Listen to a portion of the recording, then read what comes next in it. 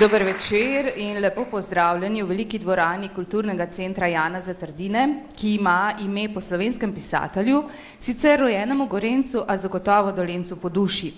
Marsikatero sočno in ravno prav zabeljeno anekdoto je iztrgal pozab in jih zapisal ob številnih pohodih po dolenjskih Gorjancih, Podgorju. Janez Trdina je bil med prvimi etnografi, ki je verno opisal številne šege, navade, običaje, tudi pesmi, napitnice iz reke. Pred 120 leti je v Dolencih pisal Trdina. Pred 42 leti pa je vse Dolenjsko začelo predstavljati folklorno društvo Kres. V svojih številnih nastopih, predstavitvah, potovanjih, gostovanjih, snemanjih, sodelovanjih na predstavah v mestu, Sloveniji in izven nje, društvo širi zavedanje o človekovi biti, o tem, kdo smo, kaj smo počeli in nakazujejo, kam gremo. Tako bo tudi nocoj. Nekaj bo tistega zares starega, prazgodovinskega. Nekaj starega, nakazali pa bomo tudi, kam gre folklora, katero smer se vse bolj razvija. V jantarnem letu se je društvo še intenzivneje povezalo z novomeškimi društvi in ustanovami ter bogatilo dogajanja v mestu. Sodelovali so na prazniku Situl in dogodkih v okviru jantarnega leta. Letošnji koncert je namenjen predstavitvi sekcijam društva. Predstavili se bodo na povabilo Zavoda Novo mesto in izpostave Javnega sklada za kulturne dejavnosti Novo mesto, in sicer v letošnjem novomeškem abonmaju. Najprej se bodo predstavili vodilni folklorniki z dolenjskimi plesi. Z odrsko postavitvijo Branke Moškon, Ko zbrani gremo vsi skozi vas, je bila skupina izbrana na državno srečanje najboljših slovenskih odraslih folklornih skupin v Beltincih.